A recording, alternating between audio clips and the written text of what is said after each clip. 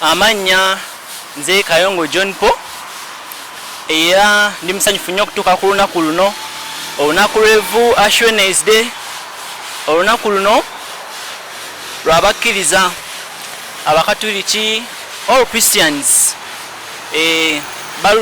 Tulutandika nga tugenda mu kisiibo, era mu kisiibo kino mubeeramu ebintu bingi, mubeeramu okwegayirira, okusonyiwa abatukoze ebikyamu. Era olunaku luno mubeera mu kisiibo kino mubeeramu aŋŋambe nti nno okwenenya, okusonyiwagana, nga tulindirira amazuukira ga Katonda. Zanyo munaffe ku mikutu gyaffe egy'omutimbagano CBS FM ne CBS Emmanduso. Olwaleero ennaku z'omwezi 2 omwezi ogwokusatu lwe lunaku abakkiriza mu Kristo lwe batandise ekisiibo kyabwe eky'ennakwana ate ekinaabatuusa ku lunaku olw'amazuukira oba olumanyiddwa nga Easter. Tuli ku Lutikko Lubaga, tuli n'omusaserdoti agenda okukweyanjulira ate atubuulire olunaku luno kye lutegeeza na biki ebisaanye okukolerwa mu nnakwana ezitandise olunaku olwaleero. Tukwaniriza nnyo Father. Kale nange nsanyusa okubalaba aba CBS FM radio yaffe, radio ya Ssaabasajja Kabaka. Ndi musanyufu okubeera nammwe ate mu ngeri enjawulo mbeebaza amawulire ne mutwala ensonga ezikwata ku bantu ne muzanjulira eri abantu n'abatabadde wano nabo ne bagabanako. Olunaku olwaleero tusandise obudde obw'ekisiibo. Kisooka muyinza okumbuza lwaki nyambadde kala bw'eti eya papu. Kale eno mu Eklezia Katolika etegeeza kukyuka, nti mukyuke kati ekisiibo, mukyuke nga mudda eri Omukama nga eri omulanzi bw'atugamba mu mutwe ogwokubiri nti mukyuke musiibe, nga mukyuke mu mitima gyammwe nga musiiba. Nze okusiiba kututwala mu kukyuka, okusiibako tekugenda kukutwala mu kukyuka oba totegedde ekisiibo kye kitegeeza. Byonna bye tugenda okusiiba biba bituyamba kukyuka mu bulamu bwaffe, tusuuse emitima gyaffe. Akati kyekyo ekisiibo ennaku 40 batusaba tukyuke, era eno kale beeyita Bakristu, Bakristu baffe baba bakitegeera bulungi nti tubayita kukyuka mujje eri Omukama. Kyova tugikozesa ne mu sakalamento erya penetensiya nti omuntu abazze okukyuka bwagitunulako agamba nti ne mu kuziika tugikozesa nti omuntu ategeere nti bannaye ono afudde naye gwakyali omulamu. Tumanyi ffe bwafudde naye gwakyali omulamu, kye oli otya kyuka obudde bwonna. So abantu bo baba bagitegeera. Kale eno tusabibwa okukyuka, ate embudde buno tusabibwa okusiiba nga tuyita ekisiibo. Ekisiibo tusiiba tutya, mu ngeri ki? Kakati ffe mu Eklezia Katolika ensiiba yaffe eyinza obutabanga y'abalala bemumanyi nti waliwo nga bannaffe Abayisiraamu bo asiiba okuva ku makya ekawungezi n'asiibulukuka. Neffe tulina ensiiba ya mirundi mingi. Ekisookera ddala ffe osiiba olumu kyobadde osinga okuwoomerwa ennyo n'ogamba kino mbadde nkiwoomerwa nnyo nga kintwalira ssente nnyingi. Kakati bw'obanga obadde okiwoomerwa nnyo ekintu ky'osinga okuwoomera olumu kikutwalira kasente akawera, kuba buli kiseera ojja kukiddiŋŋana okiddiŋŋane.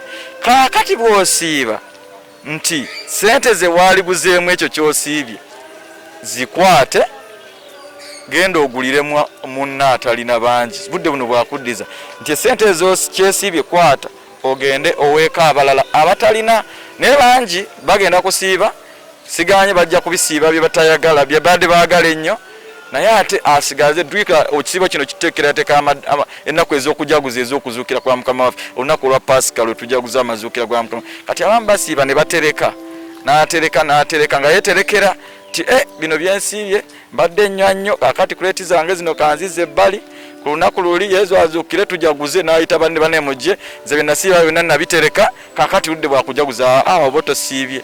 Okusiiba kutusindika okugabira abalala ebyo bye tusiibye. Kati n'ekira tusiiba n'empisa embi, oyinza obutasiiba mmere naye n'ogamba mbadde n'empisa zino eziyisa obubi abantu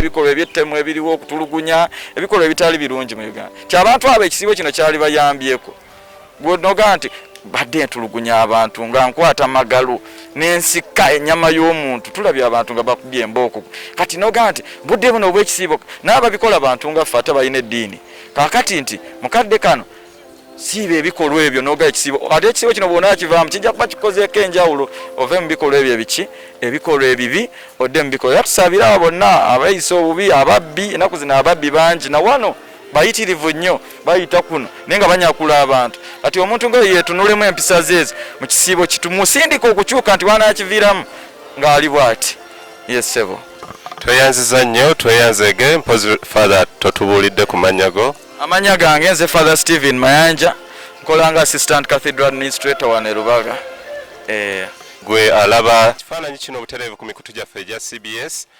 tukutegeeza nti tujja kutuusaako ebirala bingi ebikwata ku lunaku luno abakulu bano tujja kubayitanga tubatuukirire batubuulire ensonga endala nnyingi ezikwata ku lunaku luno ne ku nnaku zinaana ze tutandise oba ze tunaabeeramu ezinatutuusa ku lunaku olwa Easter. Tukwagala nnyo tova ku mikutu gyaffe mpozi ate ka tulabe ku bayizi bano batubuulire. Abayizi hallo oli otya ova kukola ki? Tova kutusiiga vvu kubanga olunaku lwa kusiiga vvu tutwaniriza mu kisiibo. Ekisiibo kyeki yo nga tugenda okusiiba tubona twetonde eri Omukama. Okay, webale nnyo webalire ddala katulabeyo bannaffe abalala omu babiri. Halo oli otya? Olunaku luno olumanyi? Lunaku lwaki? Lunaku olw'evvu. Lwaki bakusiiza evvu? Era tetusobola okutandika ekisiibo obulungi kya Yesu Kristo. Lwaki osiiba? Okwenenya ebibi byange eri Katonda. Nsiiba okwenenya ebibi byange eri Katonda okunsonyiwa n'okubeera omulongoofu mu maaso ge. Nze Walugembe Robert. Osomera wa? Ku Lubiri Secondary School. Okay. Tweyanza nnyo tweyanzege. Mpozi sebo tusaba kwogerako naawe. Tusanyusa nnyo kulaba sebo. Tuli ku Jacomasiki, tuli ku CBS emikutu gyaffe egy'omutimbagano. Sebo twagala otubuulire ku lunaku luno. Lunaku luno lwaki? Lunaku luno lwa kusiigavu. Lunaku luno lwa kusiigavu kati ng'Abakatuliki tuba tukkiriza era tudda mu kwenenya ebibi byaffe. Tudde ku Mukama. Kyabangawo no mu byawandiikibwa mu bitabo nti abantu bayuzanga emitima gyabwe. Kati kye tuliko olwaleero era gumukolo gwa leero buli omu ng'Omukatuliki kimukakatako okukola ekintu ekyo asobole okudda munda mu mutima gwe yenenye. Yesebo. Ennaku zinaana ogenda kuzimalako otya? Ennaku zinaana era ku lw'ekisa kya Katonda ngenda kulaba nti ntambulira mu ebyo bituyigirizibwa okuva mu Bayibuli kisobole okunyamba okwetegeka obulamu bwange obwetusubira obw'omu ggulu bwe tugendamu kubanga lyekkubo ntumanyi nti olunaku lwonna omuntu ajja kuddayo ewa Katonda gye yava. Tweyanza nnyo tweyanzege. Tufune maama agaanye okwogerako naffe katufuneyo omulala omu tweyongereyo. Nkadde tusaba kwogerako naawe. Olwaleero lwennaku lwavvu olutegeera otya? Ndutegeera kwa lunaku lutukuvu lwe luggulawo okusiiba kwaffe Abakatuliki. Lwe luggulawo ekisiibo kyaffe ngaffe Abakatuliki.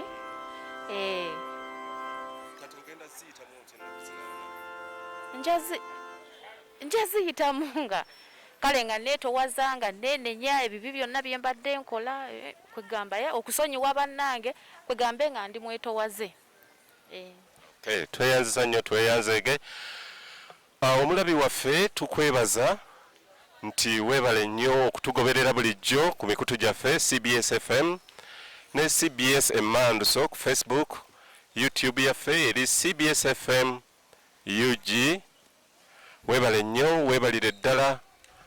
Olwaleero abakkiriza mu Kristo lwe batandise ennaku 40 ez'ekisiibo nga bwe twakugambye zibatuusa ku lunaku olw'amazuukira. Mu kukkiriza kw'Abakristo bakkiriza nti kino kye kyamagero ekyeriwo eky'okukkiriza kwabwe. Kale nno balowooza nti singa Kristo teyazuukira oba singa teyafa singa teyabonaabona okukkiriza kwabwe tekwandibaddewo. Tukwebaza okutugoberera bulijjo, tukwagala nnyo, tuva ku mikutu gyaffe. Nze Kamulegeya Akiteewo Kiwanuka. Bye bye. 88.8 CBS FM.